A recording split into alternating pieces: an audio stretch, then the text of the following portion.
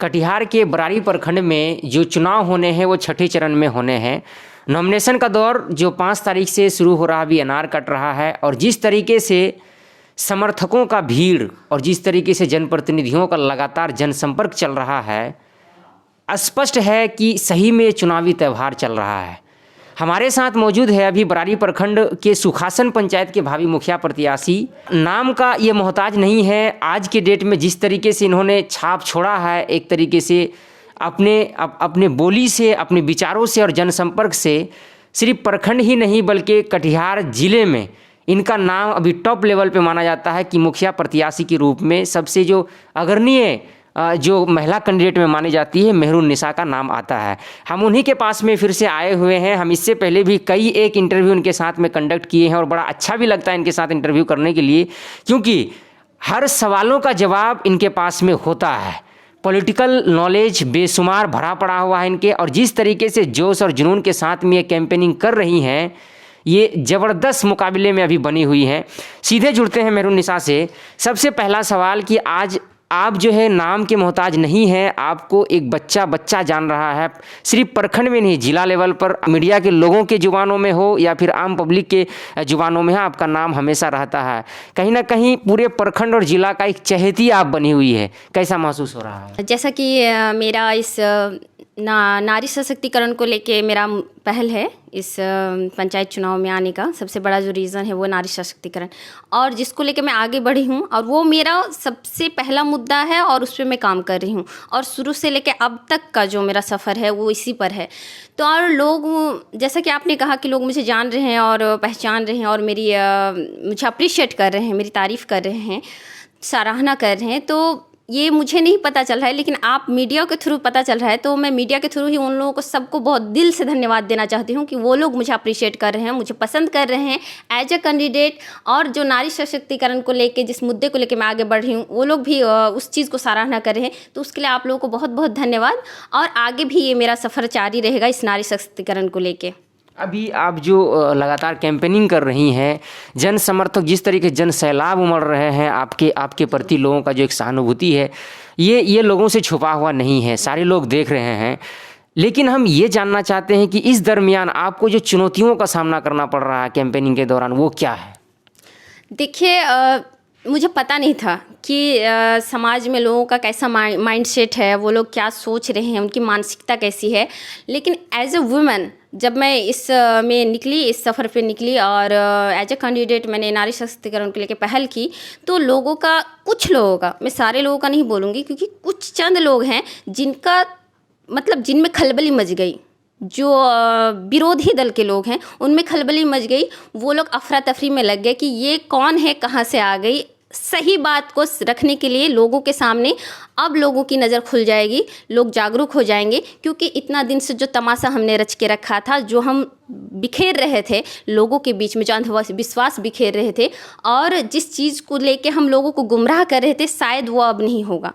तो ये जो समाज के लोग हैं, एक तो मैं महिला हूँ, तो महिलाओं का 80% महिलाएं मुझे सपोर्ट कर रही है, साथ दे रही है। लेकिन कुछ लोग जो इसमें अड़चन लगाना चाहते हैं, जो मुझे लेग पुलिंग कर रहे हैं, मेरी टांग खींच रहे हैं, मतलब लगे हुए हैं, उनका कहना है कि ये औरत है और इस तरह से घूम रही है और लोगों के बीच में जा रही है, तो इसका ये कहाँ तक पहुँचेगी और क्या कर लेगी। असल में मेरा ये कहना था कि जब मैं वोट मांगने जाती हूँ तो लोग मुझे ऐसी नज़रों से देखते हैं कि इसे वोट नहीं मांगना चाहिए, क्योंकि उनका एक माइंडसेट है कि औरत खड़ी हो जाती है, उसके लिए मर्द ही इधर उधर करते हैं, जो फैमिली मेम्बर्स होते हैं वोट मांगते हैं, जो भी करना होता है वो करते हैं। लेकिन अब मेरे में क्या है, मेरे साथ ये है कि मैं एज ए कैंडिडेट मुझे सक्षम हूँ हर काम करने के लिए, सब जगह जाने में, बात विचार करने में मैं खुद कॉन्फिडेंट हूँ। तो मैं हर जगह जा रही हूँ, मैं जनसंपर्क कर रही हूँ, लोगों से मैं खुद अपील कर रही हूँ, लोगों से जो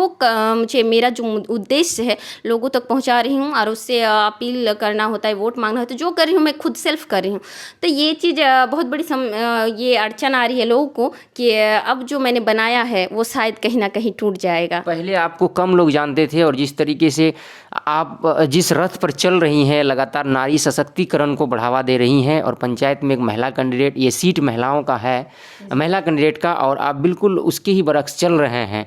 क्या अभी आपको क्या डर नहीं लग रहा है कि कैंपेनिंग में जिस तरीके का एक जो अपोजिट के लोग माहौल क्रिएट कर रहे हैं आपके प्रति, उससे डर भी लग रहा है क्या आपको? नहीं, मुझे डर नहीं लग रहा। मैं असल में डरने के लिए नहीं, मैं डराने के लिए आई हूँ, और जब मैं आई हूँ तो इंशाल्लाह डरा के जाऊँगी। आपने जो किया था अब तक वो अब नहीं चलने वाला है, और अब बहुत अलग होगा, और इंशाल्लाह मैं करूँगी, उसकी कोशिश जारी है। और 80% लोग अब तक मेरे सपोर्ट में है, तो वो मेरा सबसे बड़ा सपोर्ट है। मेंटली वो मुझे सपोर्ट दे रहे हैं, एनर्जी दे रहे हैं, पॉजिटिव एनर्जी दे रहे हैं, और मैं डरने वाली नहीं हूँ। अब तो डू और डाई वाली बात है, तो इंशाल्लाह मैं करूँगी। इससे पहले जब भी हम आपसे बात कर रहे थे तो आप बोलती थी कि 2-4 पॉइंट आप गिनाते थे आपके मुद्दे का, लेकिन एक बात ज़रूर बोलती थी कि हमारे पास 12 पॉइंट है जो कि हम लेके चल रहे हैं। दर्शक जानना चाहते हैं, आप पब्लिकली एक बार 12 पॉइंट को रख दे तो। जी, आप सही कह रहे हैं। अब वक्त आ गया है, मैं और इसी वक्त का इंतज़ार कर रही थी कि मैं मीडिया के थ्रू अपने 12 मुद्दों को रखूं, और ये मेरा मुद्दा है जो 12 पॉइंट है।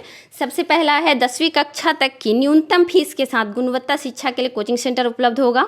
दूसरा, प्रत्येक वार्ड में मोहल्ला क्लिनिक की व्यवस्था की जाएगी। तीसरा, प्रत्येक वार्ड को विवाह समारोह में टेंट की सुविधा प्रदान की जाएगी। चौथा है, एम्बुलेंस सुविधा केवल आपातकालीन और गंभीर मामलों के लिए सभी परिवारों के लिए उपलब्ध होगी। पांचवा, प्रत्येक वार्ड में छोटा कार्यालय बनाया जाएगा और वहां से काम शुरू होगा।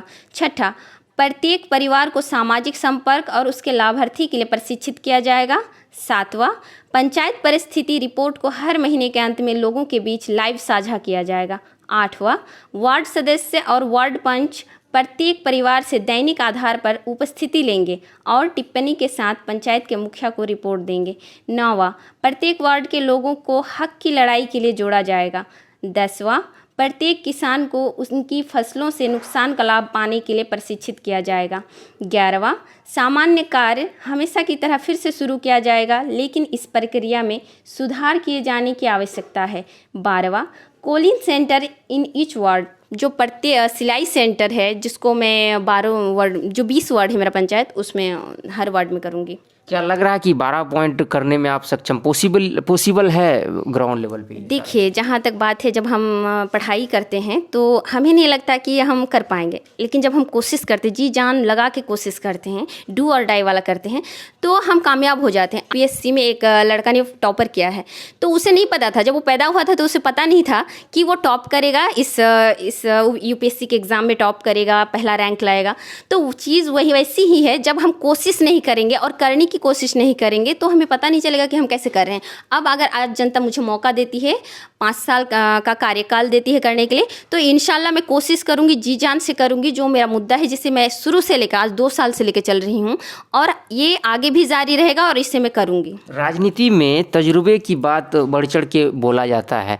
अक्सर राजनीति में जो तजुर्बेदार लोग होते हैं, जो उम्रदराज लोग होते हैं, चूँकि कई एक इलेक्शन देखे हुए होते हैं, तो वो दावे करते हैं कि जो उम्रदराज हैं, जो कैंडिडेट मजे हुए हैं, जो इससे पहले चुनाव लड़े हैं, वो ही मुखिया बन सकते हैं। आप एक युवा हैं, पढ़ी लिखी तो हैं, युवा भी हैं, पढ़ी लिखी भी हैं, सब ठीक है, पर इतना बड़ा पंचायत, जो बरारी प्रखंड का सबसे बड़ा पंचायत है, सुखासन पंचायत, इसका अगर जिम्मेवारी मुखिया के रूप में जो आपको दे दिया जाता है, तो क्या आपके कंधे में दे दिया जाता है, तो क्या आप संभाल पाएंगी, चला पाएंगी मुखिया पद को? ये शायद लोगों की मानसिकता है। आई डोंट थिंक कि मैं ऐसा सोच रही हूँ, पर्सनली मैं ऐसा नहीं सोच रही हूँ, और बहुत सारे लोग हैं जो शिक्षित वर्ग के लोग हैं, वो शायद ऐसा नहीं सोच रहे होंगे, क्योंकि आज 25 साल तक मैंने पढ़ाई की, और जब मैंने पढ़ाई की है वो समाज के किसी न किसी पहलू से जुड़ा हुआ है। तो जब मैंने इतनी पढ़ाई की है, इतना हायर एजुकेशन लिया है, तो वो एजुकेशन मुझे समाज के हर एक कोने के बारे में जानकारी देता है। तो ये मेरे लिए काफ़ी है कि आज मैं इतनी पढ़ी लिखी हूँ और समाज के हर कोने को, हर पहलू को, हर मुद्दे को, सरकार के हर कानून नियम को जान रही हूँ। तो ये मेरे लिए काफ़ी है, क्योंकि विदाउट एजुकेशन आप ये पता नहीं लगा सकते कि समाज में क्या हो रहा है, क्या होना चाहिए, कैसी गतिविधियाँ गलत है और कैसी सही है, और सरकार का क्या कानून नियम का पालन होना चाहिए, तो चीज़ें कैसी होनी चाहिए, ये शिक्षा तय करती है। और आज मैं एजुकेटेड हूँ, तो मेरे लिए नहीं लगता कि आपके लिए एज फैक्टर है कि आपका एज मायने रखता है कि आप इलेक्शन लड़े, या तजुर्बा मायने रखता है। एक्सपीरियंस, चीज़ें करने से एक्सपीरियंस आती है। विदाउट आप ये सोचेंगे कि हम चीज़ें किए नहीं, हम एक्सपीरियंस हो जाए, वो नहीं, वो पॉसिबल ही नहीं है। तो जब मैं ये चीज़ करूँगी, आज मैं हूँ, मेरे अकॉर्डिंग टू नॉलेज, आज मेरे नॉलेज के बेसिस पे मैं इसमें पहल की हूँ, इस क्षेत्र में आई हूँ, और मेरा ये काम आगे जारी रहेगा। तो ये मेरा नॉलेज ही काफ़ी है कि मैं इसमें कितना क्या कर रही हूँ। और जैसा कि एक चीज़ है, शायद लोग जान रहे हैं इस चीज़ को, लेकिन नज़रअंदाज कर रहे हैं कि मुखिया का काम दिशा निर्देश देना होता है। तो ये बोझ वाली बात, आई डोंट थिंक ये बोझ है। मैं 20 वार्ड है इस पंचायत में, और हर वार्ड के लिए वार्ड मेंबर है, वार्ड सदस्य है, जो भी है, तो उनके थ्रू काम होगा। और जहाँ पे काम नहीं होता है तो मैं उन लोगों को दिशा निर्देश दूंगी। और हर ग्रुप जो है, जो काम करने के लिए है वार्ड में, हर ग्रुप वो अपना काम सही ढंग से करेगी। नॉमिनेशन की क्या तैयारियां हैं? नॉमिनेशन की भरपूर तैयारियां हैं, और लोग मुझे बेस्ट विशेस दे रहे हैं, फ़ोन करके, कमेंट्स करके, मैसेज के थ्रू। और इतने सारे लोग मेरे पास आते हैं और मुझे गुड लक दे के जाते हैं, और वो लोग पूरा समर्थन में हैं, और वो लोग भी जाएंगे मेरे साथ। चलिए, आप नॉमिनेशन करने के लिए जा रहे हैं, हमारी शुभकामनाएं आपके साथ में हैं। तो ये थी हमारे साथ में जो सबसे ज़्यादा जाना माना चेहरा अभी मुखिया प्रत्याशी में पूरे ज़िले में मानी जा रही है, मेहरुन्निसा के साथ हम बात कर रहे थे। और इसी तरीके से बेबाकी से हर सवालों के जवाब देती हैं।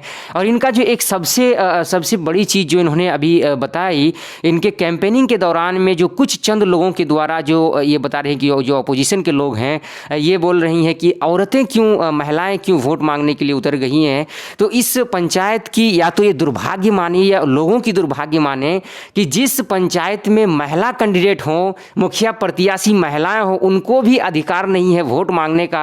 तो आप खुद सोच सकते हैं कि किस मानसिकता से लोग गुजर रहे हैं कि महिला कैंडिडेट वोट मांगने का महिला को अधिकार नहीं है। तो ऐसे लोगों को पे भी हमको तरस आता है कि आखिर इस तरह की मानसिकता कि लोग भी समाज के अंदर में पलते हैं। कैमरे के पीछे पप्पू कुमार मौजूद है, आप हमारे साथ बने रहें। मैं साहिल सांवरिया आपसे विदा लेता हूँ। SQ media.